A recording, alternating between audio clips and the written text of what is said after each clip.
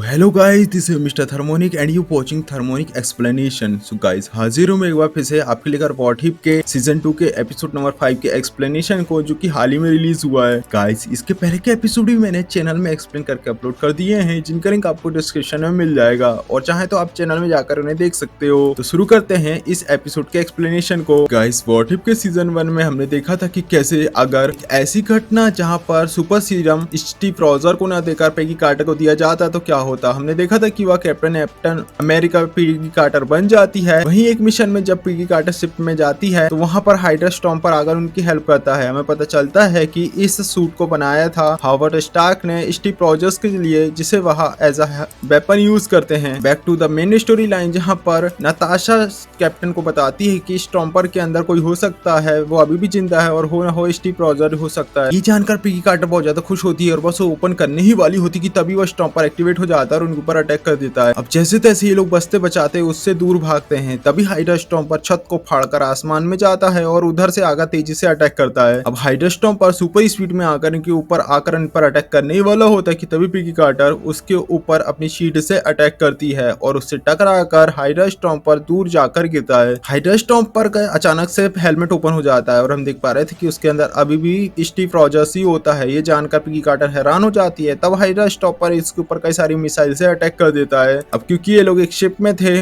वह मिसाइल जाकर शिप से टकरा जाती है। शिप पूरा का पूरा ब्लास्ट हो जाता है और इससे पहले कि पिगी कार्टर और नताशा घायल होते हैं, ये लोग समुद्र में जंप कर जाते। अब इसके बाद जब कैप्टन कार्टर वहां से निकलती है, वह स्टीव निक फ्यूरी से जाकर पूछती है कि तुमने तो मुझसे कहा था कि स्टीव रॉजर मारा जा चुका है, पर वो क्या था? जहां पर स्टीव सच में मारा गया है, ये निक फ्यूरी का कहना था, क्योंकि जो भी उसने देखा वो स्टीव रॉजर्स नहीं है बल्कि वो कोई और है। नताशा उससे कहती, कैप्टन कार्टर उससे बोलती है कि तुम मुझसे झूठ मत बोलो, मैंने उसे अपनी आंखों से देखा है। जहां पर नताशा उससे बोलती है कि नहीं, हो ना हो इसके पीछे रेड रूम का हाथ हो सकता है। हाइड्रा स्टॉम्पर पर रेड रूम ने कई सारे एक्सपेरिमेंट किए और जो कुछ हमने देखा इसके पीछे रेड रूम ही है। उसकी बात जानकर कैप्टन कार्टर बहुत ज्यादा गुस्से में जाता है, क्योंकि उसे यहाँ पता चलता है कि दरअसल स्टीव रॉजर और स्टॉर्म बेकर के बारे में नताशा को भी पता था, पर उसने कैप्टन पिगी कार्टर को नहीं बताया। इससे उसे काफी बुरा लग रहा था, क्योंकि वह उसकी बेस्टी थी। वही हम देखते हैं बग्गी को, जो कि काउंसिल मेंबर होता है। शील्ड ने इसे प्रोटेक्शन दिया था क्योंकि इसके ऊपर हाइड्रा स्टॉम्पर अटैक करने वाला था। होता भी ऐसे ही है, हाइड्रा स्टॉम्पर आकर उसके ऊपर कई सारी बुलेट फायर करता है, पर तभी कैप्टन कार्टर वहां पर आकर उसे शील्ड के जरिए बचा लेती है। यहाँ पर काफी तगड़ी फाइट होती है। अब कैप्टन कार्टर स्टीव रॉजर से फाइट कर रही होती है, पर स्टॉर्म बेकर उसे दूर फेंक देता है और दोबारा से उड़कर बकी के पास चला जाता है। अब वह बकी के सामने खड़ा था, वह उसके ऊपर अपना एम लगाकर वेपन को तैयार करता है कि तभी हम देखते हैं पीछे से नताशा रोमानोफ ने भी अपनी फाइटर जेट को उसके सामने लगा दिया था और वह भी उसके ऊपर एम मार्क कर चुकी थी। वहीं बकी को जैसा पता चलता है कि स्टॉर्म बेकर के अंदर कोई और नहीं बल्कि स्टीव रॉजर्स है, वो उसे समझाने की कोशिश करता है, भाई तुम याद करो, तुम ऐसे नहीं हो। और उसकी बात सुनकर स्टीव थोड़ा सा इमोशनल हो रहा था, गन डाउन कर रहा था, पर वापस से वो वकी को मारने के लिए अपने हाथ को उठाता है। पर तभी यहाँ पर कैप्टन कार्टर आ जाती है और वकी को स्टीव से बचाती है और कैप्टन कार्टर से फाइट करते हुए स्टीव स्टॉर्म बेकर ये दोनों ही आसमान की ऊंचाई में पहुंच जाते हैं। यहाँ पर कैप्टन कार्टर अपनी शील्ड का यूज करती है और एक दो जोरदार झटका शूट को देखती है, जिससे वो टर्न ऑफ हो जाता है और नीचे गिरने लगता है। पर तभी नताशा अपने क्वीन जेट को यहाँ पर ला लेती है, तो यहाँ पर पिगी कार्टर के साथ साथ ये लोग हाइड्रा स्टॉम्पर को भी बचा लेते हैं। वही हम देखते हैं कि बाकी स्टीव अभी भी बेहोश होता है। वही नताशा और कैप्टन मार्वल बैठकर बातें कर रही थी। नताशा पिगी को बताती कि रेड रूम के कारण अभी भी इसकी एज उतनी ही है जितनी पहले थी, लेकिन अगर हमने इसे शूट को निकाल दिया तो इसकी मौत हो सकती है। अब क्योंकि इसे हमें बचाना है तो हमें टोनी या फिर बैनर की हेल्प लेनी होगी या हावर्ड स्टार्क की, लेकिन वो तो मारा जा चुका है, इसलिए उनकी टोनी ही हेल्प कर सकता था, पर ऐसा पॉसिबल नहीं था क्योंकि ये वर्ल्ड टेररिस्ट घोषित हो चुका था। हाइड्रा स्टॉम्पर पिगी बोलती है क्योंकि सबसे पहले हमें इसे ठीक करना है तो हमें पहले रेड रूम से कांटेक्ट करना होगा, वहां पर जाना होगा। पर नताशा से बोलती है कि उसे रेड रूम के बारे में कुछ भी नहीं पता, क्योंकि उसके हेड ने नताशा ने उसके हेड को मार दिया था। उसके बाद से वह अभी भी चल रहा है, पता नहीं उसे कौन कंट्रोल कर रहा है। तभी स्टीव जिसे होश आ चुकी थी वो उन्हें बताता है कि वह उन्हें रेड रूम के पास ले जा सकता है। नताशा उसे कहती है कि हमें इसकी बात पर यकीन नहीं करना चाहिए, पर पिगी उसे बोलती कि उसे स्टीव की बातों पर पूरा यकीन है। स्टॉर्म बेकर फिर उन्हें अपने साथ एक जगह पर ले जाता है। यहाँ पर कई सारे घर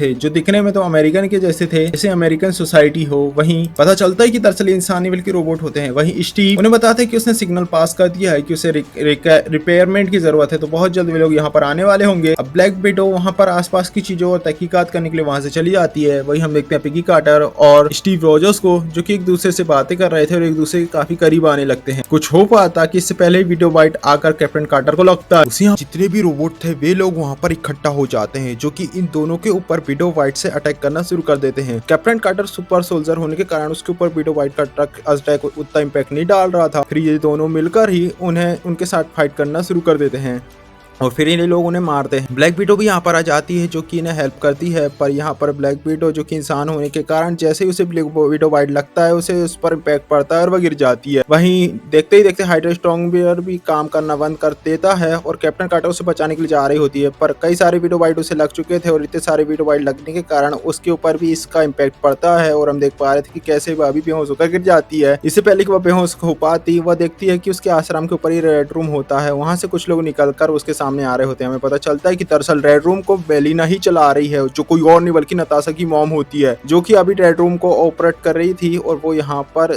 अपने साथ कई सारे सोल्जर्स लाई थी। वो यहाँ पर उन्हें ये भी बताती कहते हाइड्रा स्टॉपर हमेशा से उनके कंट्रोल में था, उनका यहाँ पर मोटिव बाकी को मारना नहीं बल्कि कैप्टन कार्टर और नताशा रोमानोफ को वापस से रेड रूम में वापस लाना था। हम देख पा रहे थे कि दरअसल हाइड्रा स्टॉपर कैप्टन कार्टर पर अटैक कर देता है और हम देखते हैं कि कैसे ये सारी विडोज मिलकर अब नताशा जो यहाँ पर आई थी उन्होंने नताशा के ऊपर अटैक कर दिया था। यहाँ पर काफी तगड़ी फाइटिंग हमने देखने को मिलती है और हम देखते हैं सारे लोग अब यहाँ पर एक दूसरे को मारने के लिए पूरी तरीके से तैयार थे। ब्लैक विडो जो कि बहुत बुरी तरीके से पिट रही होती है, फिर उसके हाथ में रोबोट का एक टूटा हुआ पार्ट उसके हाथ में लग जाता है, उसके अंदर कई सारी विडो वाइट थे, उसके जरिए वह बाकी विडो वाइट पर अटैक करके उन्हें डिफीट कर देती है। तभी उसके सामने उसकी माँ मेलिना आ जाती है जो नताशा से फाइट करती है। वो अब धीरे धीरे उसके ऊपर भारी पड़ने लगती है और इससे पहले कि नताशा की यहाँ पर जान जाती हम देखते हैं हाइड्रा स्टॉम्पर जो कि कैप्टन कार्टर के ऊपर काफी तगड़ा फाइट कर रहा था, उस पर जानलेवा अटैक कर रहा था, वो उसके ऊपर बुलेट फायर करता है। वह शील्ड से अपने आप को बचाती पर शील्ड को बाद में फेंक देती है और कहती कि यार मैं तुझसे फाइट नहीं कर सकती और ना ही तुम्हें मार सकती हूँ, तो मैं अपने आप को सरेंडर करती हूँ, मैं जानती हूँ तुम अंदर ही हो। और देखते देखते हाइड्रा स्टॉम्पर